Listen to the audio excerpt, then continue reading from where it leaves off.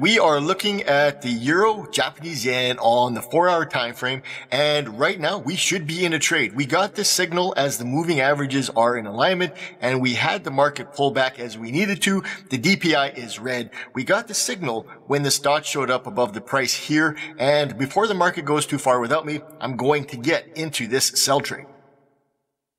I am back, and let's fix this chart up a little bit here. All right, now we can see that I have entered the trade. The price has moved a little bit before I got in, but that's okay. Up here is a stop loss, and down here is the take profit.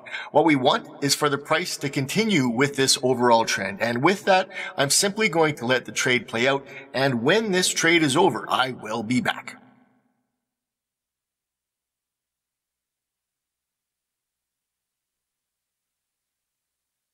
I'm back, and this was a really nice trade. That downtrend kept moving like we had hoped, and if I measure this movement, it looks to be about 193 pips, and that gave us a trade worth $2,994.49. This was another wonderful trade using the Rapid Results Method trading system.